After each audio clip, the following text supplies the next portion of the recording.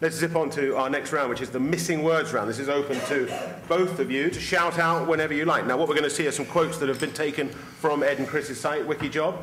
These are genuine quotes, and can you tell me what's missing from these? I pretty much wasted a whole day, what? Hungover after the AGR? Not bad, but not right. Travelling to Coventry, which then went into quite a moan about Coventry, and apologies to anyone who's come from there. Numerical and verbal test is a big what, mate? Challenge. Go a little bit more lower rent than that, Vanessa. It's ball ache, a big ball ache. Thanks for that feedback. CH in there. Which test is it? I'm waiting to do mine. I'm what in my boots? Naked? 5'10", I thought it might be. It's shaking in my boots. These are genuine things that come from your site, Ed, and this is people who are desperately looking for some advice. And interesting that a couple of them, they clearly can't get what they're looking for on the client site, so that's what they're doing on yours. The big scare with this stuff, of course, is that people can say whatever they want, and you might get negative feedback, or you might get someone who's got a grievance. Sure. So come on, Ed, let's hear it. How do we deal with this? Number one thing that companies ask us, and I think they get worried about with social media, is that if there's negative stuff, how do you deal with it, and what do you do? I think what we find in practice is that most of the stuff on our site, and most of the stuff generally in social media, is very positive, and it's very constructive, and people who are looking for jobs, they really want to work at big companies. They don't want to slate them. But you do get a few things now and then which are kind of rude or controversial or not so good. And the best way to deal with that is to engage with them, to get on social media, to discuss with that person what's going on, and use it as kind of almost like a panel to find out what's wrong with your company or what's wrong with your assessment centre, so you can improve and kind of improve things really. It can be very useful for companies. But it could expose some flaws in your own operation. That's the worry, yeah, isn't that's it. But then if you have flaws in your operation, then surely you want to find out what they are and rectify them. Right.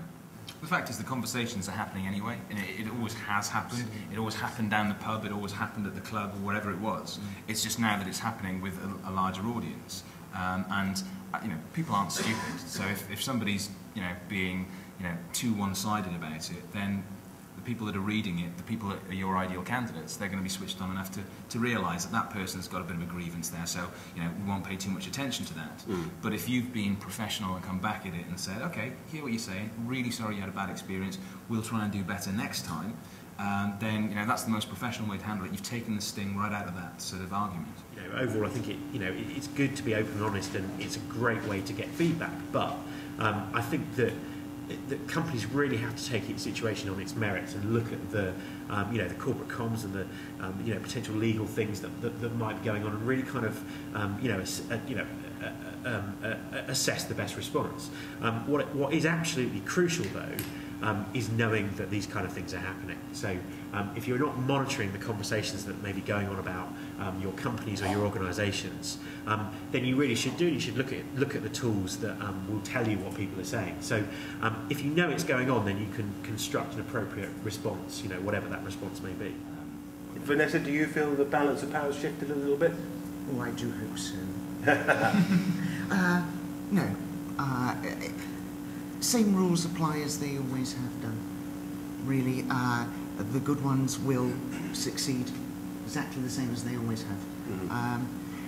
I think there is an onus, though, on the recruiters to be more accessible, perhaps, at the moment than we might have been. But the one thing I would say is that none of us should panic. Would be my take on this. I don't have any. Dan, have you found clients being a little more? Are they open to the idea of being accessible, or not so much? Yeah, they're using social networking a lot more. And you mentioned panic. I think there's a lot of graduates who are panicking.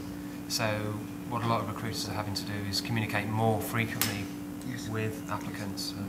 We have a large FMC client who actually invite applicants to their Facebook group. So they can talk to current employees and stuff like that. So keep the communication going. So they're part of the family before they even get there? Yeah. Okay.